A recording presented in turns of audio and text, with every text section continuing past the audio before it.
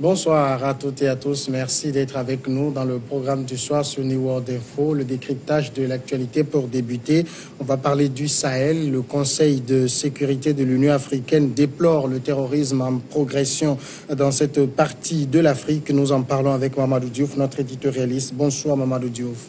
Bonsoir Samuel. Le terrorisme est en progression, a déclaré M. Chergui lors d'une conférence de presse à Addis Abeba où l'Union africaine est réunie en sommet, évoquant particulièrement le cas du Burkina Faso, confronté presque quotidiennement à des attaques criminelles et terroristes.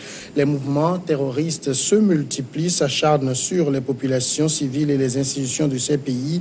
Selon M. Chergui, la combinaison des attaques avec des conflits interethniques ainsi que des conflits entre communautés pastorales et agricoles entraîne un niveau sans précédent de violence. Le Sahel connaît une situation sans précédent en matière de défis sécuritaires, a-t-il déclaré. Mamadou Diouf, d'abord, quand est-ce que l'Union africaine va sortir des simples constats pour agir? Je ne saurais pas dire c'est quand, mais quand on regarde l'allure où l'Union africaine réagit, je ne suis pas sûr que ça sera demain. Parce que de plus en plus, il faut dire les choses comme elles sont. On avait quitté l'OUA, l'organisation de l'unité africaine qu'on qualifiait de syndicat de chefs d'État. Mais quand on voit ce qui se passe, on est en train de retourner à un syndicat de chefs d'État. Parce qu'il ne faut pas qu'on se fasse des illusions. Ceux qui dirigent nos États, ce sont ceux-là qu'on retrouve à la tête de l'Union africaine. Ce qu'ils n'ont pas fait dans leur propre pays, il va être difficile qu'on nous fasse croire que ces gens-là vont pouvoir le faire à l'échelle de l'Afrique. Alors que malheureusement, quand on regarde le président sortant, il s'est taillé une constitution pour avoir un troisième mandat. Il a gagné les élections avec un résultat à la soviétique. Le président rentrant a fait un coup d'État pour prendre le pouvoir.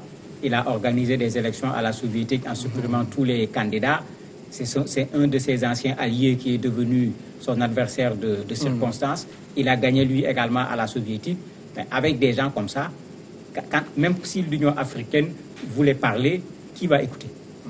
Parce que ça également, c'est un problème. Il faut que l'Union africaine soit véritablement une union de chefs d'État qui, quand ils se présentent devant les gens, qu'il y ait un respect par rapport à ces gens, parce qu'ils sont eux-mêmes les premiers à respecter les règles et les principes dont on parle, mais quand ils sont les premiers à ne pas les respecter, bon, ils n'ont pas pris les armes tout simplement, mais quand ils s'adressent au terrorisme dont on parle, mais quelles leçons ils peuvent donner au terrorisme en termes de légitimité, en termes de légalité? Je ne vois pas. Alors, quoi de neuf dans la déclaration de M. Chergui? Ben, rien de neuf. On a vu comment on a commencé avec la Libye, c'est allé au Mali, c'était au Nigeria simplement avec Boko Haram, ça a traversé pour aller au Niger, au Cameroun, au Tchad. Tout le monde a vu les choses évoluer. On n'a pas besoin de l'Union africaine pour faire le constat. Le vrai problème, c'est qu'avec l'Union africaine, on avait parlé de forces d'intervention rapide. Et quand ce problème du terrorisme a commencé, le débat était revenu sur ça.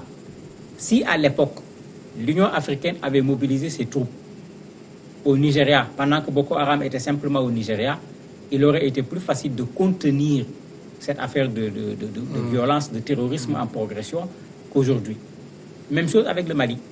Mais regardez ce qui se passe. À force que l'Union africaine ne réagisse pas, au niveau du Nigeria, le Cameroun, le Tchad, le Niger ont été obligés de se mettre ensemble pour agir. Avec le Mali, c'est la même chose.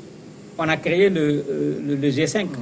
Mais en fait, un tel problème, c'est l'Union africaine qui doit le prendre à bras le corps.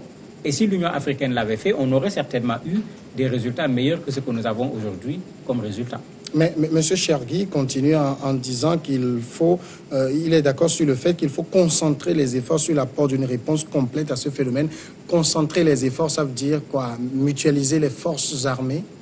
Pas seulement mutualiser les forces armées, c'est régler le problème de la pauvreté aussi.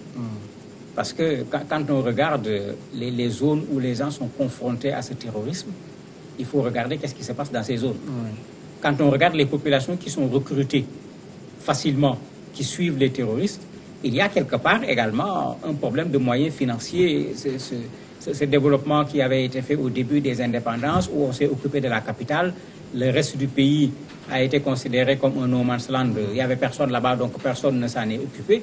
Si vous regardez, c'est dans ces zones qui ont été complètement abandonnées par les pouvoirs en place à l'époque et dont on ne s'occupe pas trop également par les pouvoirs en place aujourd'hui, c'est là-bas où le terrorisme va s'installer. C'est pourquoi quand on parle de lutte contre le terrorisme, il ne s'agira pas seulement de prendre les armes pour faire face aux terroristes, parce que si vous prenez les armes pour faire face, vous laissez les causes, mais les causes vont continuer à produire exactement les mêmes effets.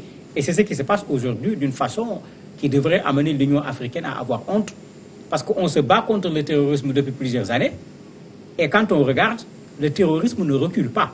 C'est eux-mêmes qui font le constat, le terrorisme est en train de progresser. Ça veut dire que la bataille par les armes n'a pas suffi à régler le problème.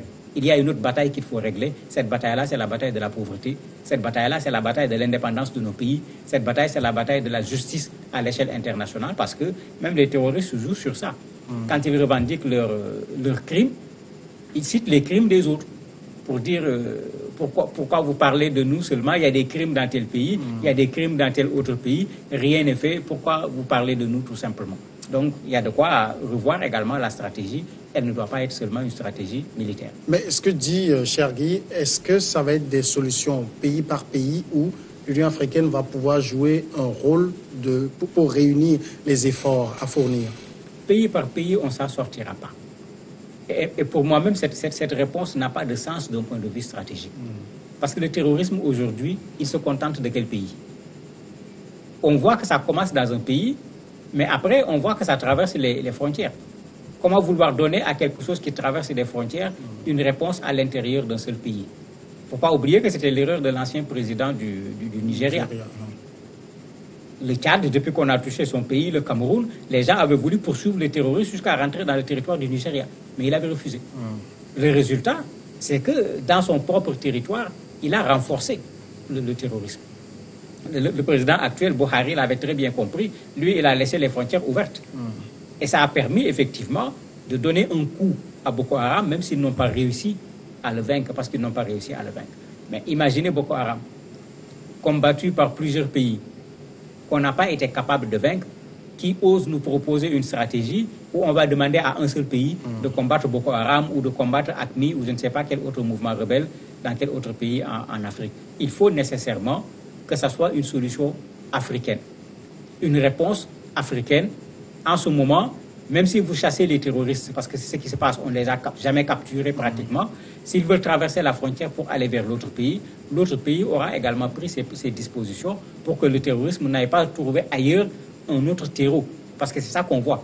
Vous les chassez du Nigeria, ils traversent pour aller au Niger, ils traversent pour aller au Tchad ou bien pour aller dans un autre pays. Donc la réponse par un seul pays, à mon avis, ne peut pas être la réponse pour arrêter le terrorisme aujourd'hui.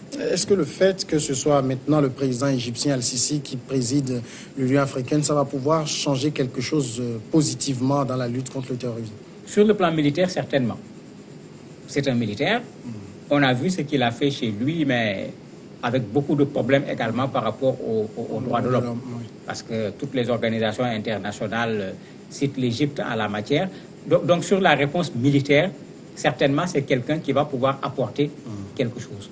Mais il ne faut pas qu'on oublie qu'il n'a pas réglé le terrorisme chez lui. Oui. Il y a toujours le terrorisme en Égypte, il y a toujours des attentats, il y a toujours des difficultés au niveau de l'Égypte. Donc, la personne peut apporter sa détermination, elle peut apporter son expertise sur le plan militaire, mais tout comme le Rwandais n'a pas été capable seul de réformer l'Union africaine, malgré son leadership, malgré sa volonté, malgré tout l'investissement qu'il a mis dedans, au point que même les gens se sont plaints en disant qu'il partait même sans concerter les autres, ce n'est pas le président égyptien qui va pouvoir régler ce problème. Il faut que tous les présidents s'y mettent, y compris les pays qui ne sont pas encore victimes du terrorisme. Parce qu'il ne faut pas qu'on en fasse une affaire des pays qui sont victimes du terrorisme seulement. Il faut que tout le monde s'y mette si on veut mettre fin à cette chose qui crée énormément de problèmes aujourd'hui dans certains pays africains. Là également tout l'enjeu, parce que le terrorisme n'a pas encore touché un certain nombre de pays sur le continent. Et pour ces pays, la lutte contre le terrorisme n'est pas forcément la priorité. Bon, en fait, même si ce n'est pas la priorité, si vous regardez, même les pays où il n'y a pas encore eu d'attentat, les données ont changé. Quand vous prenez l'avion à partir de ces pays ou quand vous descendez de ces pays, Quand vous allez dans les hôtels, vous voyez nettement que, bien qu'il n'y ait pas encore eu d'attaque, ils ont compris que le terrorisme n'a pas de frontières. Vous les voyez même organiser de temps en temps des simulations où la population même prend peur parce qu'on fait comme s'il y avait des terroristes qui attaquaient un hôtel ou bien une institution donnée pour préparer les militaires à une éventuelle attaque. Je crois que ça montre clairement que tout le monde a compris que personne n'est à l'abri. Il y a des gens qui sont dans le feu aujourd'hui, d'autres ne le sont pas pour le moment. Et ce qui se passe à chaque fois, quand on les enlève d'un bastion, ils se dispersent pour aller trouver d'autres espaces. Donc, même les pays qui n'ont pas encore eu des attentats chez eux ont intérêt à participer efficacement à la lutte. C'est la meilleure façon de garantir la sécurité au niveau de leur propre pays. Alors déjà, au sommet de l'Union africaine à Addis Abeba, est-ce qu'il y a déjà eu des actes forts, des propos forts ou des engagements forts dans la lutte contre le terrorisme? Malheureusement, non. C'est ce qui a été d'ailleurs reproché au président égyptien après son discours. Quand on compare son discours au discours du président Kagame, dès qu'il a pris les rênes, dans son discours, il a pratiquement dessiné un programme. Il s'était même permis de donner un échéancier.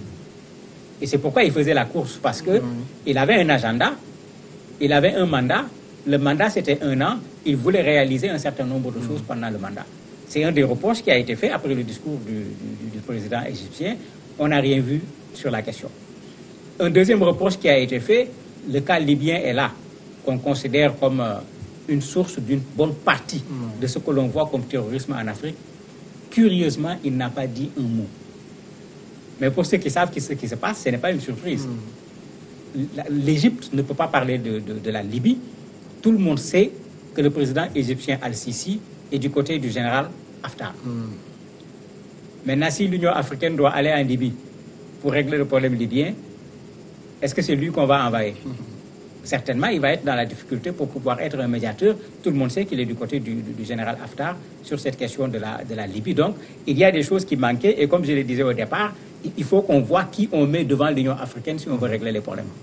Parce que sinon, la personne, quand elle va se présenter, on pourra l'écouter par respect, mais il est clair qu'elle ne pourra pas résoudre le problème parce qu'elle est elle-même parfois impliquée dans le problème qu'on veut résoudre. Et on sait que toutes les initiatives prises par les chefs d'État africains se heurtent à l'éternel problème de financement, une question que même Paul Kagame n'a pas réussi durant son mandat. Comment on règle cela?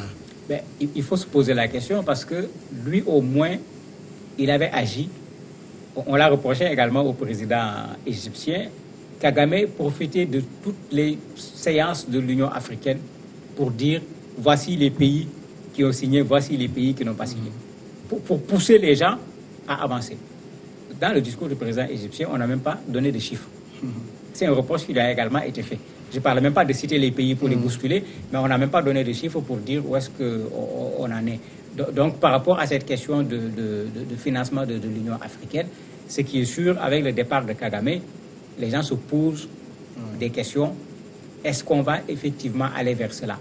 Alors que tant que l'Union africaine n'est pas capable de financer ne serait-ce que son organe pour organiser ses sommets et autres, s'il faut dépendre de l'étranger pour le faire, il est clair qu'on n'ira pas loin. Le G5 Sahel est là. Pour une bonne partie du financement, ils ont compté sur les ressources extérieures. Aujourd'hui, le G5 Sahel n'est pas fonctionnel parce que les ressources ne sont pas disponibles, même si les pays sont disposés à envoyer des hommes. Donc, si l'Union africaine doit réagir dans ce sens, il faut regarder bien l'expérience du G5 Sahel. Mamadou Diouf, merci d'avoir répondu à nos questions. C'est moi qui vous remercie. Nous marquons la pause et après, c'est l'invité.